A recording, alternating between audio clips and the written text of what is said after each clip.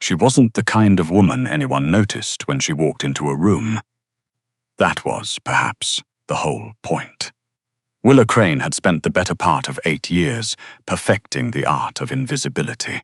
She wore her dark hair pinned back tight, chose blazers in shades of grey or navy that blended with the office walls, and kept her eyes trained on spreadsheets rather than on the men who moved through Falcone Consolidated like they owned the air inside it.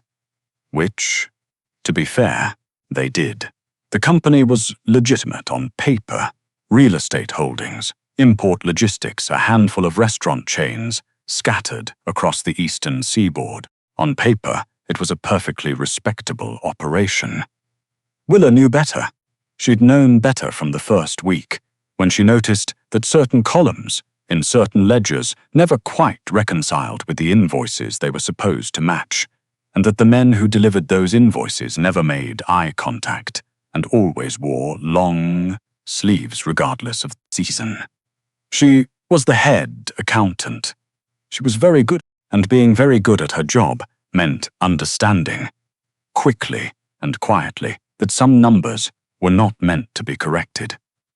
So she didn't correct them. She filed them, categorized them, made them look as clean, inherently dirty. And she went home every evening to her apartment on the 4th floor of a building on Whitmore Street and ate reheated pasta and told herself that everyone made compromises and told herself that everyone made compromises. The man she worked for was named Carrick Falcone, 41 years old, 6 feet and 2 inches of controlled menace wrapped in tailored charcoal wool. He had the kind of face that looked like it had been carved by someone who believed beauty and danger were the same thing. Sharp jaw, dark eyes that missed nothing, a mouth that rarely moved except to give orders. He'd taken over the Falcone organization at 32, after his father's stroke left the old man unable to speak, and in 9 years he had expanded it into something that made other men in his particular line of work speak his name carefully, the way you'd speak the name of a weather system. He did not notice Willa. This was fine. This was, in fact, exactly what Willa wanted. She had been hired through a legitimate accounting firm as a contractor, then quietly absorbed into the internal structure of Falcone Consolidated when the previous head accountant had retired, very suddenly, very permanently, to a house in Portugal. She'd met Carrick Falcone exactly 3 times in 4 years. Once at her hiring interview, where he'd asked her 2 questions and then returned his attention to his phone. Once in the elevator on the 14th floor, where he'd looked through her the way you look through a window when you're thinking about something else entirely. And once when he'd walked into her department without warning, stood at the end of the row of desks, and told the room in a voice like gravel over ice that the Q3 discrepancy needed to be resolved before the weekend. Willa had resolved it by Thursday evening. He hadn't said thank you. She hadn't expected him to. She was, as far as Carrick Falcone was concerned, a function, a piece of infrastructure like the HVAC system or the fire suppression sprinklers overhead. Present, necessary, unremarkable.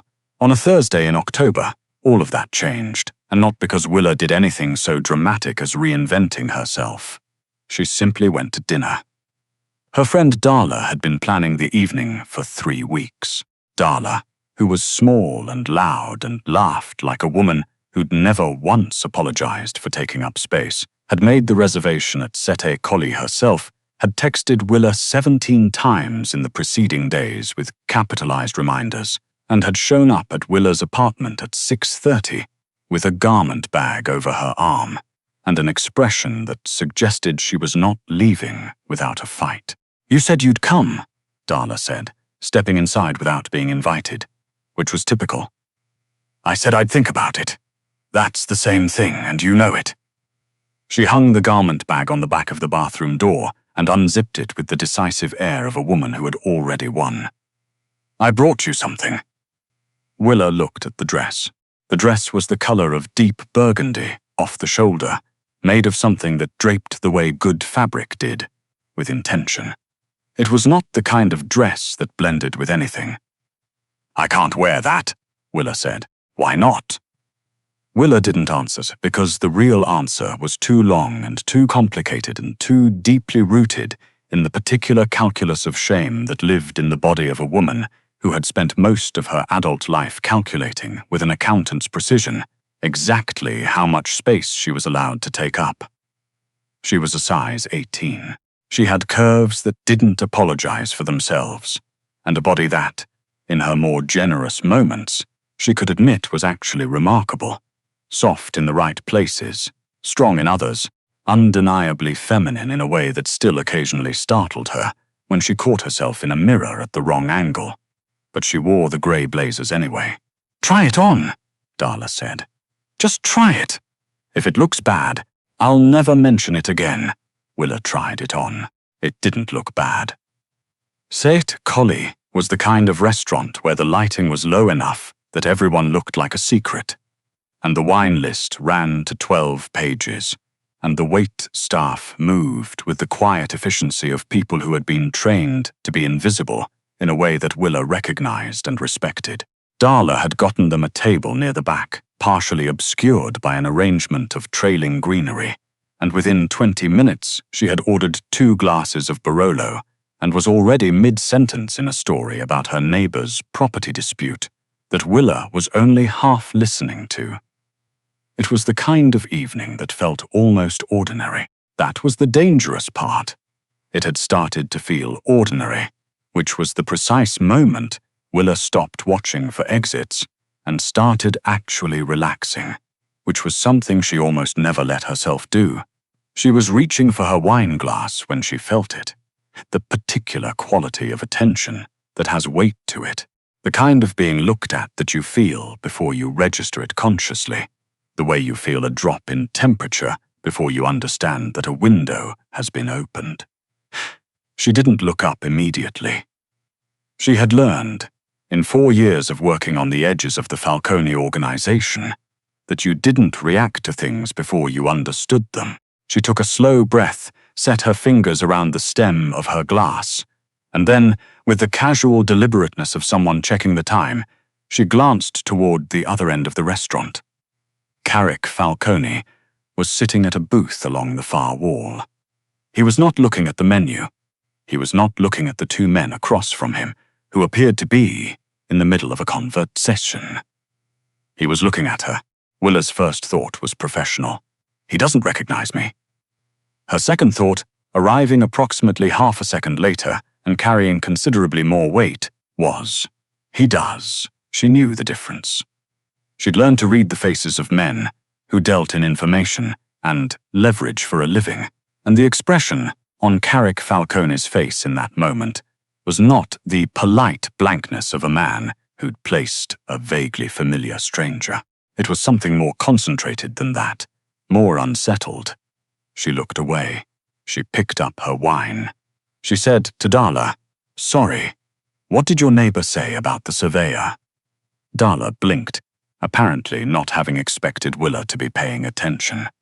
"He said the property line runs through the rosebush, which is obviously insane because..." Willa listened. She was also, with the peripheral awareness she'd cultivated over years of working in rooms where the wrong kind of attention could be genuinely dangerous, tracking the booth across the restaurant. For 22 minutes, nothing happened. Then Carrick Falcone stood up. He was wearing a dark suit with no tie, the collar of his shirt open by exactly 1 button. He said something to the men at the table. They both nodded, one of them reaching immediately for his phone, and then he walked across the restaurant. Not toward the exit, toward Willa's table. She knew he was coming before he arrived. She felt it in the way the room seemed to recalibrate around him, the subtle shift in attention from the staff who tracked him with the professional wariness of people who understood, instinctively, that this man's comfort was not a preference but a requirement. He stopped at the edge of their table. "Miss Crane," he said. Darla's story about the rosebush died mid-sentence. Willa looked up. She kept her face completely neutral, which was something she was very good at. "Mr. Falcone!" A pause. He was looking at her the way people looked at things that didn't quite fit in the category they'd placed them in. Like opening a filing cabinet and finding something living inside. "You work for me," he said. It came out less like a statement and more like a man confirming something he wasn't entirely sure of. "I work for Falcone Consolidated," she said. "Head of Internal Accounting. 4th floor." Another pause. Something moved across his face. Not quite an expression, more the shadow of one. "I didn't realize that I worked for you or that I existed." It was the kind of thing she would normally never have said. She wasn't sure what possessed her to say it then. Possibly the Barolo. Possibly the dress. Possibly the low accumulated pressure of 4 years of near-perfect invisibility finally finding a hairline crack to leak through. Carrick Falcone looked at her for a long moment. "May I?" he said, and he pulled out the empty chair at their table without waiting for an answer. Darla made a sound that was either a squeak or a swallowed greeting. Willa placed her wine glass very carefully on the table. "You don't have to join us," Willa said. "I'm aware," he said. He sat down. He looked at Darla, who appeared to have temporarily lost the ability to form sentences. "I apologize for the interruption," Darla said. "Oh, no, absolutely, please, we were just," and made a gesture with her hand that communicated nothing specific. He looked back at Willa. "You resolved the Q3 discrepancy," he said. "The one from last year?" "Yes. There were 4 separate accounting firms that couldn't do it in 3 months. You did it in 48 hours. It wasn't that complicated once you understood the structure," she said. The error was in how the subsidiary ledgers were being reconciled with the parent company's tax filings. The firms were looking for a mathematical error. It was a categorical one. He watched her. She had the distinct sense that he was recalibrating something. "You've been on the 4th floor for 4 years, he said. "Yes, I walk through the 4th floor, I know. You did it twice in March and once in September." A pause. "You counted." "I notice things," she said. "It's part of the job." Something changed in his expression then, not dramatically. Carrick Falcone was not a man who did anything dramatically. But the shift was there, subtle as a change in tide direction, and Willa felt the strange vertiginous sensation of being genuinely seen by someone who had the particular quality of attention that made being seen feel significant. She did not like it. Or she liked it very much and didn't trust that feeling at all, which amounted to the same response. "Enjoy your evening," she said, which was about as close to a dismissal as she could reasonably offer a man who ran a criminal organization. He didn't move immediately. He looked at her for another 3 seconds. She counted, because she noticed things. And then he stood, smoothed his jacket, and said, "The door to the kitchen opens outward. Whoever you're expecting to come through it, you'll have about 4 seconds of warning." Willa went very still. He wasn't looking at her with any particular expression. "Sit with your back to the wall next time," he said. And then he walked away, back to his booth, and sat down, and resumed his conversation as though the previous 10 minutes had not occurred. Darla stared across the table with her mouth slightly open. "Who?" Darla said in a voice barely above a whisper. "Was that?" Willa picked up her wine glass. Her hand was perfectly steady, which she considered a minor triumph. "My employer?" she said. "Your employer," Darla repeated. "Willa, your employer just came and sat at our table to tell you where the kitchen door is." He was being polite. He was not being polite. Polite is saying, "Nice to meet you." What he did was, Darla stopped, searched for the word, territorial. Don't read into it. But she already was. She couldn't not. The thing about being a woman who noticed things was that you couldn't selectively turn it off when noticing things became inconvenient. The rest of the evening passed in the way of evenings that have been irrevocably altered, technically continuous but fundamentally changed, like a song played in a different key.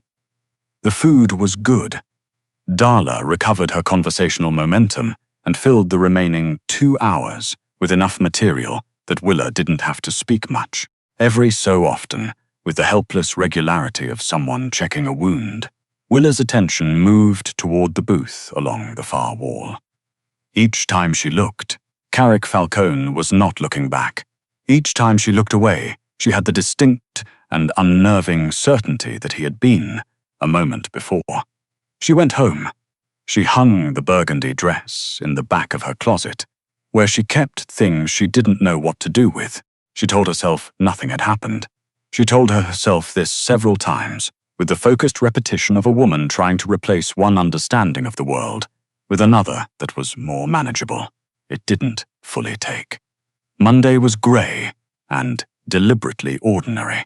Willa arrived at the office at 7:45, poured her coffee, sat at her desk, and opened the ledgers with the resolution of someone climbing back onto a horse. The fourth floor hummed with its usual rhythms. Desks filled, keyboards clicked. The overhead lights delivered their flat institutional illumination with complete indifference to drama. At 9:15, her desk phone rang. Miss Crane.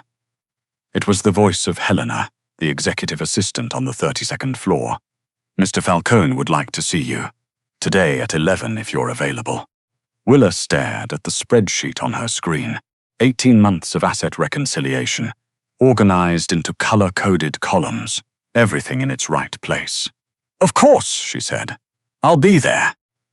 She spent the intervening 90 minutes, finishing a reconciliation she didn't need to finish until Wednesday, because having something finished was the only way she knew to make herself feel like she was standing on solid ground.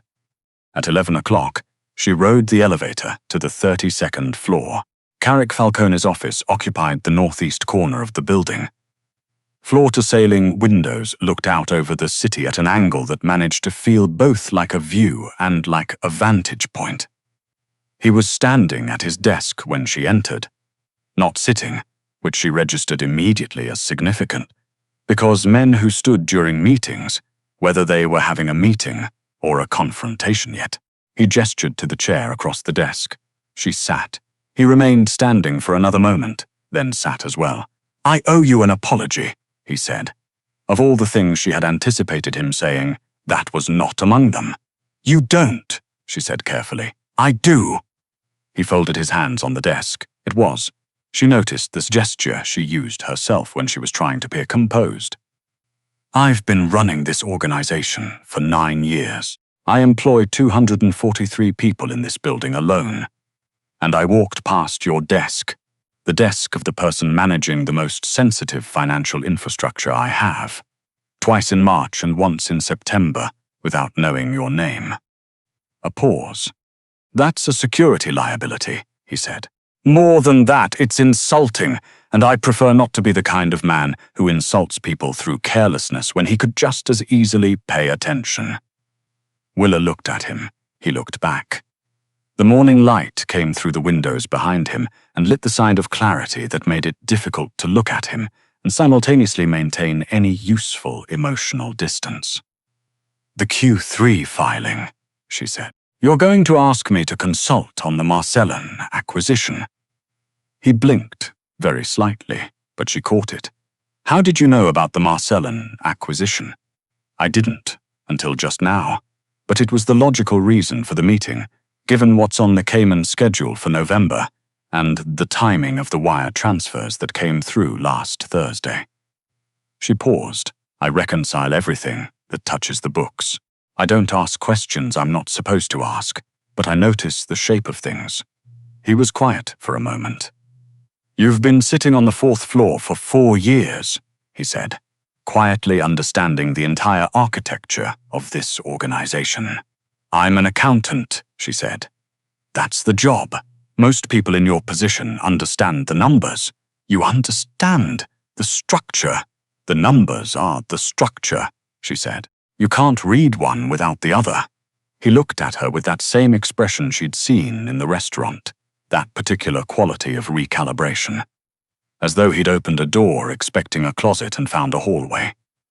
I want you on the Marcellin deal, he said. Full access, senior advisory capacity. The transition starts next week. That's a significant change in role. Yes, it would mean working directly with you. Yes, he said again, and the word was perfectly neutral, perfectly controlled, and contained, beneath that control, something that was not neutral at all. Willa thought about the grey blazers. She thought about the burgundy dress.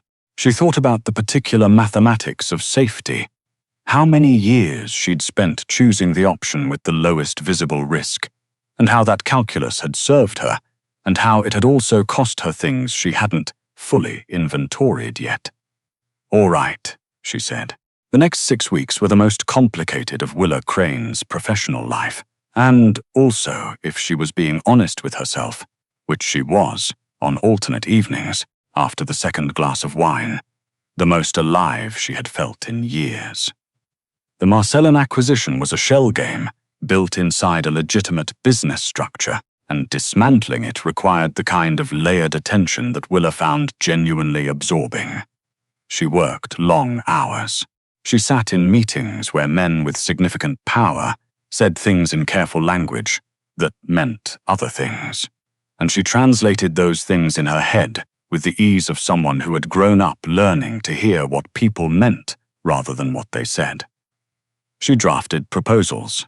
She identified exposure points that 2 separate teams of lawyers had missed. She delivered her findings in flat, accurate language, without decoration or apology, and the first time she did it in a room with 6 men who all had more institutional authority than she did and who all went quiet to listen, she felt something shift in her chest.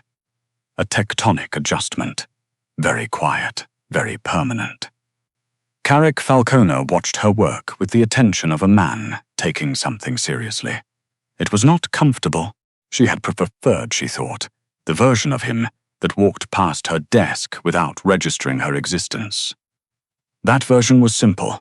This version, the one who remembered what she'd said 4 days ago and brought it up with precision, the one who asked her to stay after other people left because he wanted to understand her reasoning, the one who stood at the window, sometimes when she was talking, and looked at the city with the concentrated expression of someone actually thinking.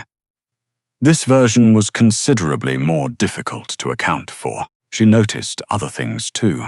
The way he told his assistant to order lunch when she was working through the noon hour, always including something she actually ate, rather than the catered trays she ignored. The way he moved slightly to put himself between her and the door whenever men entered his office that he hadn't invited. Small things. Things that could be attributed to coincidence.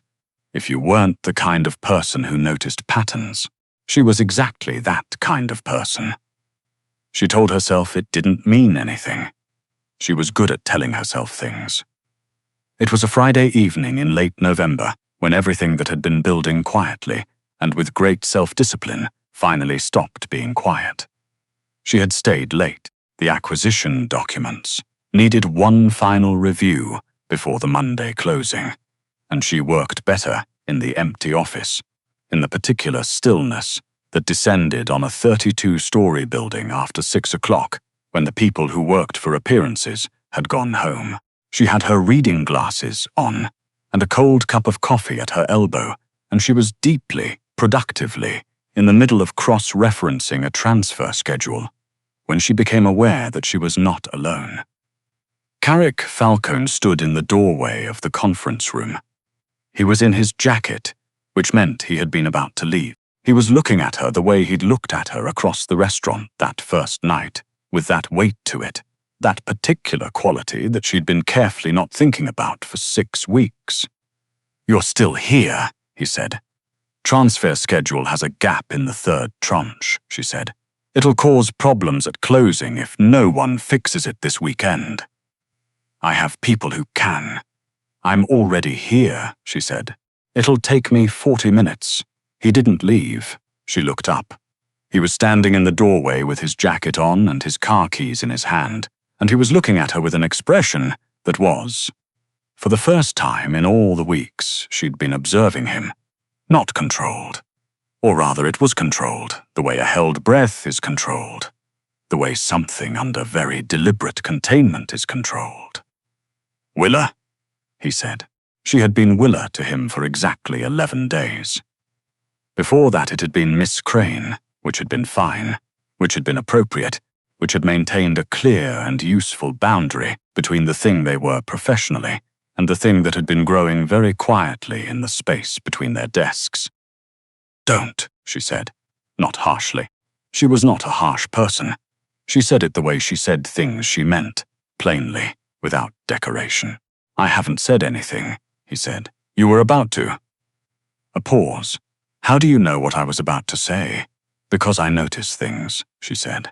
I've been noticing for 6 weeks, and I've been telling myself it doesn't mean what I think it means because. She stopped. She set down her pen. Because men like you don't look at women like me that way. That's what I've been telling myself. The silence was very complete. Men like me, Carrick Falcone said, and his voice had the careful quality of someone navigating unfamiliar ground. Men who have options, she said. Men who could choose. He set his keys down on the conference table. He walked around it, slowly, and sat down in the chair across from her, and looked at her with the direct, unreserved attention of a man who had stopped being careful about what he showed.